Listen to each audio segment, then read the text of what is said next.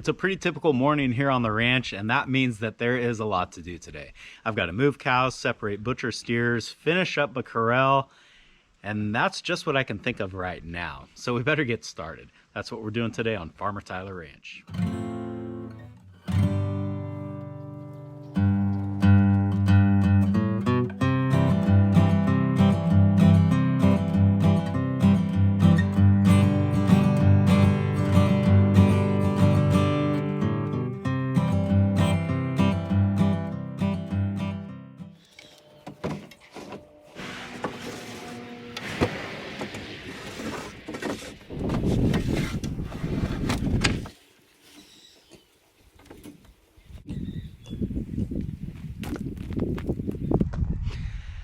I would call that a load for that side-by-side.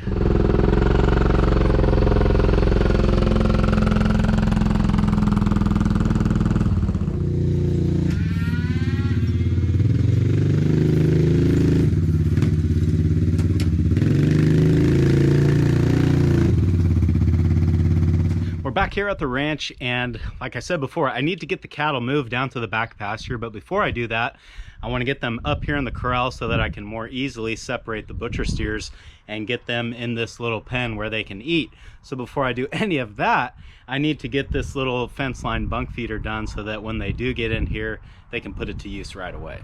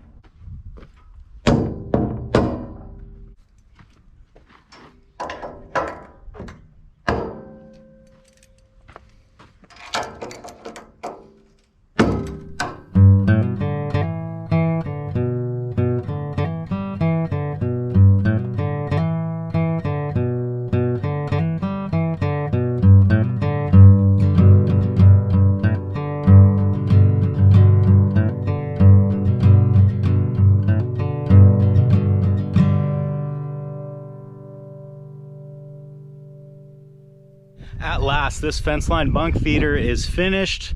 Everything except for paint, which is not going to make it into the video, but I got all the little finishing touches done. So I want to go over those really quick before we move on to the next thing. First of all is the latch that I used on this side. Now I couldn't use a traditional latch because it would have been in the way of where the cows would put their heads through. So I just did a pretty basic setup here, just with angle iron welded to the post.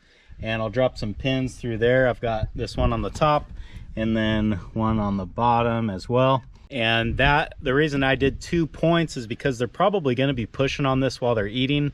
And I think having the 2 points like that is going to make this a lot stronger. Another little last minute upgrade I did was adding some plates to this post here where the bolts go through for that hinge. The wall on the post is 3/16, so it's not the thinnest metal in the world, but honestly for what I'm asking it to do, it is kind of thin. So I decided to add those 1/4 inch plates on there. That'll make it plenty thick and I shouldn't have to worry about it.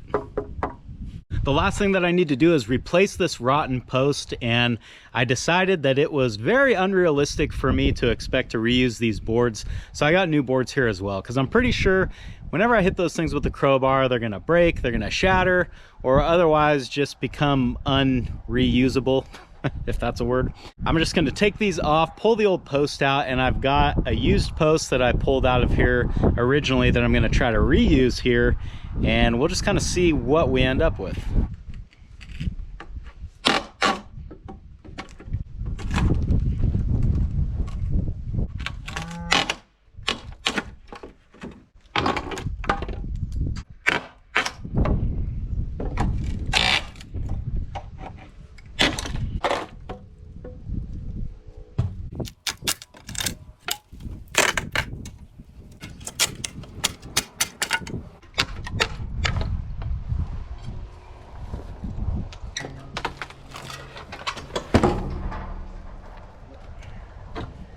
That's how you know it needed to be replaced.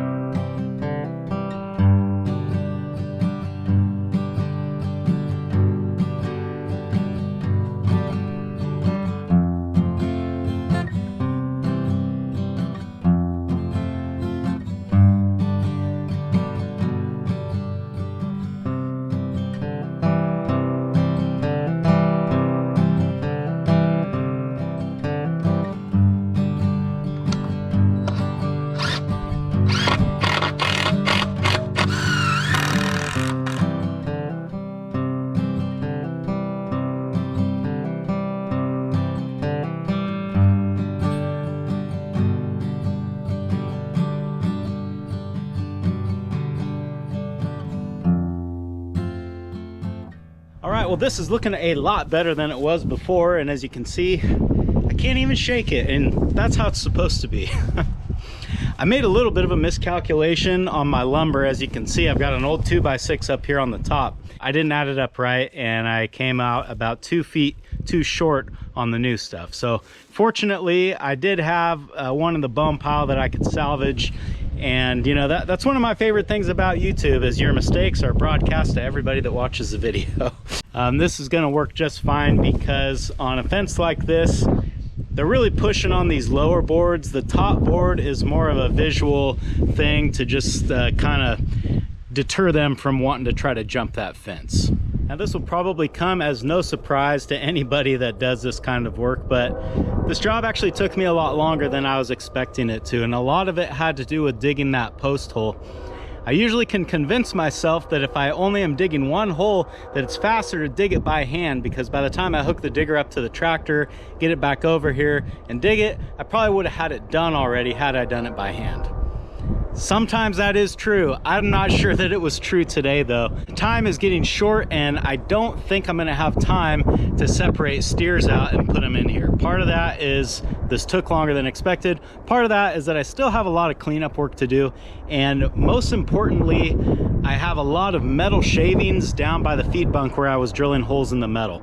So I'm gonna need to get out here with a magnet before I try to feed them over there, because I don't want them to accidentally ingest some of that. So that being said, I think we're gonna go ahead and move the cows now, and I'll keep the steers in with the main herd for one more week. Next weekend, I will probably be running cows through here and shipping out cull cows, so that would be a better time to pull the steers out anyhow.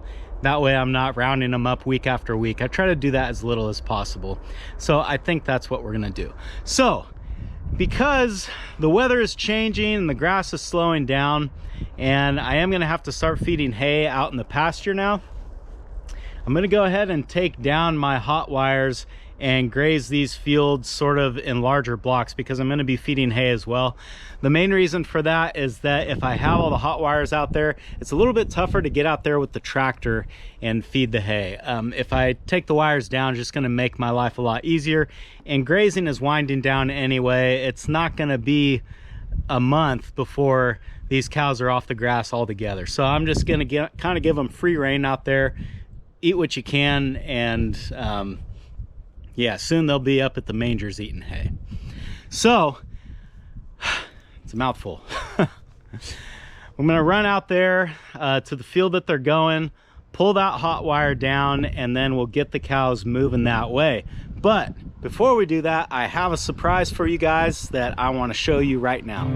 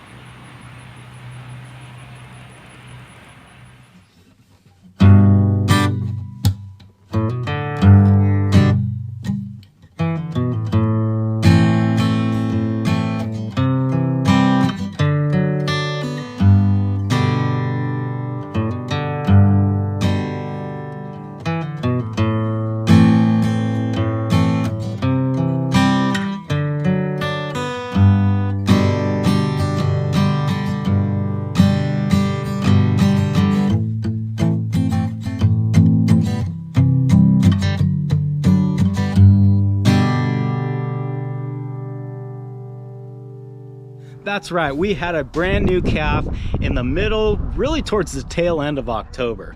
And of course it had to be out of none other than number 13, the cow in my herd that I think is pursuing YouTube fame more than any of the others. If you guys remember, if you've been with the channel for a while, that's the same cow that I had to pull the calf on, and it seems like she just finds a way to make herself the center of attention around here.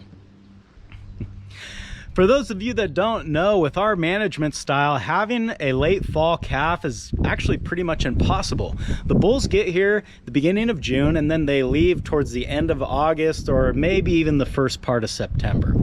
What that means is that it's really only possible for us to get calves sometime around the beginning of March through around the middle of July at the very latest. So how did we end up with a calf in the end of October? I think I've figured it out, and I want to tell you guys, but I also want to hear what your guesses are. So in the comments below, tell me how you think this could have happened, and then later in the week I'm going to make another short video and explain to you guys how we ended up with a fall calf.